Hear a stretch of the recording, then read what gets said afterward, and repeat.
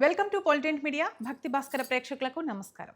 శని భగవానుడి అశుభ దృష్టి ద్వాదశ రాశుల వారిపై ఏ విధంగా ఉంది, వారు ఎలాంటి పరిహారాలు పాటించాలనే విషయాలను మనకు తెలియచేయడానికి ఈరోజు మనతో పాటు ఉన్నారు ఐకాన్ ఆస్ట్రాలజర్ గట్టుబల్లి సురేష్ బాబు గారు. గురువు గారిని అడిగి ఇప్పుడు మరిన్ని విషయాలు తెలుసుకుందాం. నమస్కారం గురువు గారు. జై శ్రీమన్నారాయణ. గురువు గారు, మేనరాశి వారిపై ఏలినాటి శని ప్రభావం ఉన్నందువలన వారు ఎలాంటి పరిహారాలు పాటించాలి వివరించండి గురువు గారు. మీనరాశి మీనరాశి వారిపైన ఇప్పుడు ప్రజెంట్ ఇది కనుక ఏలనాటి శని నడుస్తుంది. ఏలనాటి శని అనేది శని భగవానుడు ఏ రాశిలో అయితే ఉంటారో ఆ రాశి వారికి ఏలనాటి శని అంటారన్నమాట. అంటే 2.5 సంవత్సరం శని భగవానుడు మారుతూ ఉంటాడు.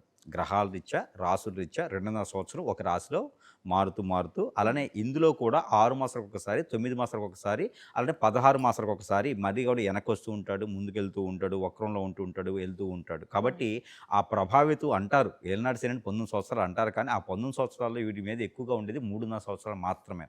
అందరూ కూడా భయపడే అవసరం లేదు. అందులో ముఖ్యంగా ఏంటంటే ఏ రాశి వారికైనా సరే శని భగవాని అశుభ దృష్టి ఉంటుందేమో, కానీ మీనరాశి వారికి అదృష్టంగానే ఉంటుంది. మీనరాశి వారిపైన ఏలనాటి శని ఉన్నా, వక్రంలో శని ఉన్నా, వక్ర దృష్టితో ఉన్నా కూడా శని భగవానుడు మీనరాశి వారికి చాలా అద్భుతాలు చేసేస్తాడనమాట, అద్భుతాలు సృష్టిస్తాడనమాట. కాబట్టి ఏదైతే శని భగవాని అశుభ దృష్టి ఉందో దాని మీద ఎక్కువగా మీనరాశి వారికి ఉండదు. ఎందుకంటే కనుక మీనరాశి వారు ఇటీవల కాలంలో మనం చూసుకున్నట్టయితే కనుక వారు అనుకున్నటువంటి కార్యక్రమాలు కావచ్చు, పనులు కావచ్చు, వారు అనుకున్నటువంటి గోల్స్ కావచ్చు, కోరికలు కావచ్చు, ఇవన్నీ కూడా ఎక్కడ గొంగళ అక్కడే వేసినట్టుగా ఏర్పడుతూ ఉంది. శని భగవానుడు మీనరాశి కుంభరాశి నుంచి మీనరాశిలో రాగానే అంటే 12వ స్థానంలో శని భగవానుడు ఉంటే వారికి ఖచ్చితంగా అశుభ దృష్టి అని చెప్పొచ్చు. ఆయుష్ పరంగా, ఆరోగ్య ప్రకారంగా గండాలు ఎక్కువ ఉంటాయి, కొట్లాట్లు, గొడవలు, ఆర్థికంగా ఇబ్బందులు ఇవన్నీ కూడా అనుభవించిన తర్వాతనే ఏలినాటి శని ప్రభావితం అక్కడే మొదలైంది వారికి. ఆ మొదటి 2.5 సంవత్సరాలు అలా ఇబ్బంది ఉంటుంది. ఇప్పుడు జరిగేది 2.5 సంవత్సరాలు అయిపోయింది. ఇప్పుడు వక్ర దృష్టి ఎప్పుడున్నాడంటే కనుక ఇప్పుడు మనకి ఈ 18 మాసాలు కూడా అంటే 30 మాసాలకు వచ్చేసాడు. ఈ 30 మాసాలు ఇప్పుడు ఏం చేస్తాడు, వక్ర దృష్టితో ఉంటాడు. వక్ర దృష్టి అంటే మళ్ళీ కూడా ఇక్కడ కుంభరాశికి సంచరించి ఉంటాడు అన్నమాట. ఈ సంచరించే తరుణంలో మీనరాశి వారికి అద్భుతాలు సృష్టిస్తాడు. కానిటువంటి పనులు ముందుకెళ్తాయి, కార్యాచరణ ముందుకెళ్తుంది, ఆ కావాల్సిన కోరికలు తీరేదానికి ఉంటుంది. విదేశీయానం, అలానే రాజకీయ రంగం, సినీ రంగం, పెళ్లి కానివారికి పెళ్లి అవుతుంది, వ్యాపారస్తులు నష్టపోయిన మళ్ళీ లాభం పొందుతూ ఉంటారు, పార్ట్నర్షిప్ వ్యాపారాలు కనపకొట్టుకుని ఉంటాయి. అలానే మోసపోయిన వాళ్ళు కూడా మళ్ళీ ఏదో విధంగా ఆ ఆదాయాన్ని సమకూర్చుకునేలా ఉంటారు. బంధుమిత్రులు దూరం మీద కూడా మళ్ళీ వీళ్ళని అర్థం చేసుకుని దగ్గరేలాగే ఎక్కువగా ఉంటుంది. ఏదైనా లవ్ అఫైర్స్ ఉన్నా, ఏదైనా ఉన్నా కూడా దూరం అయిపోయిన వాళ్ళందరూ కూడా ఖచ్చితంగా వీళ్ళు కలిసే ఆలోచన ఎక్కువగా ఉంటుంది. బంధుమిత్రులందరూ కూడా ఏకదాటిగా ఉండేదాకా ఉంటుంది. కాబట్టి ఇంకెక్కడ శని భగవాన్ అశుభ దృష్టి ఉంటుంది వీళ్ళకి ఖచ్చితంగా కలిసేదానికే ఉంటుంది. కానీ వక్ర దృష్టితో వస్తున్నాడు కాబట్టి మళ్ళీ ఎప్పుడైతే 2.5 సంవత్సరాల క్రితం పడ్డటువంటి కష్టాలు, నిష్ఠురాలు, ఇష్టాలు ఏవైతే ఉన్నాయో, ఏదైతే లోపాలు ఉన్నాయో అవన్నీ కూడా మళ్ళీ వస్తాయా అనేటువంటి విధంగా ఉండదు. ఎందుకంటే కుంభరాశిలో శని ఉన్నప్పుడు మీనరాశి వారికి ఇబ్బంది అనుకున్నాం, 12వ స్థానంలో ఉంటాడు కాబట్టి.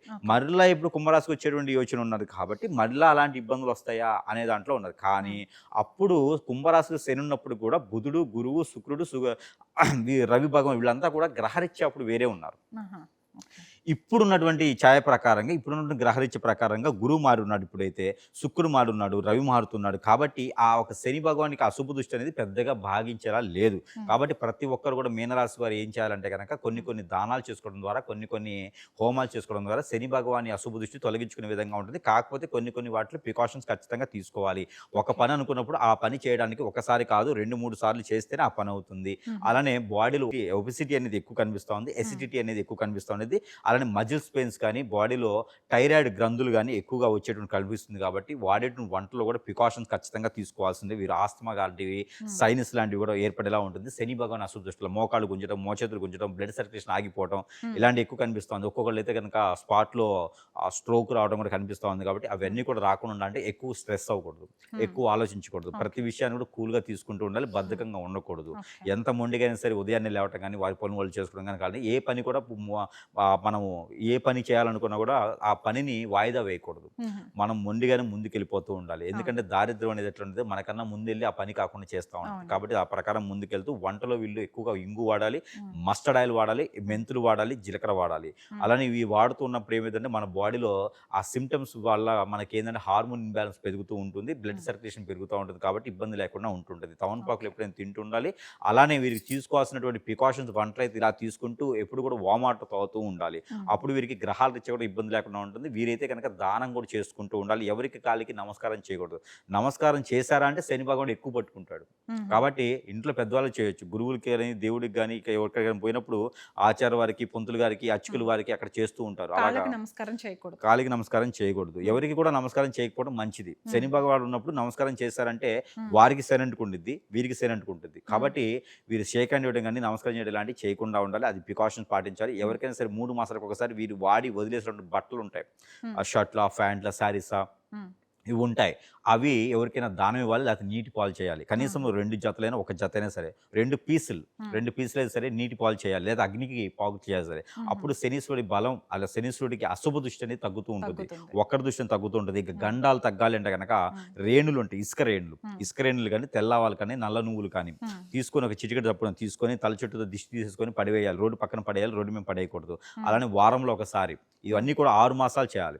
ఇవన్నీ కూడా జూలై 27వ తారీఖు నుంచి 6 మాసాలు, అంటే దాదాపు జనవరి, ఫిబ్రవరి మాసం వరకు కూడా ఇలా చేస్తుండాలి. శివరాత్రి వరకు కూడా ఇలా చేస్తుంటే చాలా మంచిది. పిల్లల్లోనూ, పెద్దల్లోనూ, ఆ స్త్రీల్లోనూ, పురుషుల్లోనూ, వృద్ధుల్లోనూ అందరిలో కూడా మంచి సానుకూలమైనటువంటి నైపుణ్యం కనిపిస్తూ ఉంటుంది అనమాట. ఈ శని భగవాన్ అశుభ దృష్టి తగ్గడానికి కోసము, పెళ్లిళ్ళు అవ్వడం కోసము రాహుకేతు పూజ చేసుకుంటూ ఉండాలి. నవధాన్యాలతో పాటు నల్ల మినువులు, నల్ల నువ్వులు, గోధుమలు, జొన్నలు, రాగులు, సజ్జలు, ఇవన్నీ కూడా చిరుధాన్యాలు, నవధాన్యాలు అన్నీ కూడా కలిపేసి బ్రాహ్మణోత్తమునికి కానీ ఇవ్వాలి. అక్కడ ఆచార్య గారిని, పంతులు గారికి దానం ఇవ్వాలి. కాలికి నమస్కారం చేయకూడదు. ఆవు పాలతో సుబ్రహ్మణ్య స్వామికి అభిషేకం చేసుకోవాలి. ఆ పంచామృత అభిషేకం శివాలయంలో చేసుకుంటూ ఉండాలి. వినాయక స్వామి వారికి ఎక్కువ కొలుసుకుంటూ ఉండాలి. నూత పొందిన గుంజులు తీసుకుంటాలి. హనుమాన్కి ఎక్కువ పూజించుకుంటూ శని భగవానుడు ఆగిపోతాడు. హనుమాన్కి ఆకు పూజ చేసుకుంటూ ఉండాలి. హనుమాన్ గుంజులు ప్రదక్షిణాలు చేసుకుంటూ ఉండాలి ఎప్పుడైనా ఒకసారి. అలానే ఎక్కడైనా లక్ష్మీనరసింహ స్వామి ఉంటే కనుక అక్కడ కళ్యాణం చేయించుకోవాలి. శ్రీ వెంకటేశ్వర స్వామి వారి యొక్క నోము నోచుకోవాలి. లేకపోతే సుబ్రహ్మణ్య స్వామి వారి యొక్క అభిషేకం చేసుకుంటూ ఉండాలి. అలానే సత్యనారాయణ స్వామి వారి యొక్క వ్రతం చేసుకుంటూ ఉండాలి. ఇలాంటివి చేసుకున్నప్పుడు వారి యొక్క ఆలోచన ప్రకారంగా వారికి ఇష్టదైవానికి, కులదైవానికి ముడుపు కట్టుకుంటూ ఉండాలి. మొక్కుబడులు ఏది కూడా ఉంచుకోకూడదు.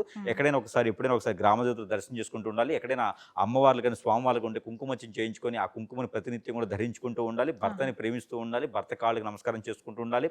ఆ భార్యని ఇష్టపెట్టుకుంటూ కష్టపెట్టకుండా కన్నీళ్లు పెట్టించుకుంటూ ఉండాలి. అప్పుడు శని భగవానుడు మనకి పట్టకుండా ఉంటాడు. ఇది మీనరాశి వాళ్ళే కాదు, ఏ రాశి వాళ్ళని పాటించుకోవచ్చు. భార్యని ఏడిపించకుండా, భర్తని ఏడిపించకుండా. మీరు చెప్పిన పరిహారాలన్నీ ప్రతి శనివారం చేయాలండి? అలాని కాదండి. వారికి అవకాశం ఉన్నప్పుడు చేసుకుంటే శని భగవానుడు మనకి పట్టకూడదు.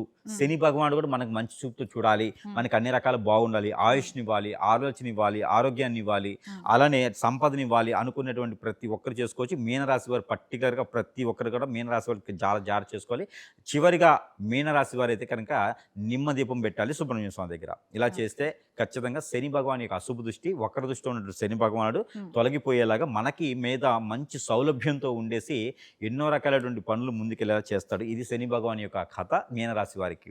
శని భగవానుడి అశుభ దృష్టి వలన కలిగే దుష్ప్రభావాలను మీనరాశి వారు ఎలా తగ్గించుకోవచ్చు, ఎలాంటి పరిహారాలు పాటించాలనేది అద్భుతంగా వివరించారు. ధన్యవాదాలు గురువుగారు. చూశారు కదా, మీనరాశి వారికి శని భగవానుడి అశుభ దృష్టి వలన కలిగే దుష్ప్రభావాలను ఎలాంటి పరిహారాల ద్వారా తగ్గించుకోవచ్చు, ఎలాంటి నియమాలు పాటించాలి, ఎలా ఉండాలి అనే విషయాలను తెలుసుకున్నారు కదా. ఈ వీడియో మీకు నచ్చినట్లయితే లైక్ చేయండి, మీ బంధువులకు, స్నేహితులకు షేర్ చేయండి. ఇలాంటి ఆధ్యాత్మిక విషయాలను తెలుసుకునేందుకు మన ఛానల్ని సబ్స్క్రైబ్ చేసుకోండి. సర్వేజన సుఖినో భవంతు.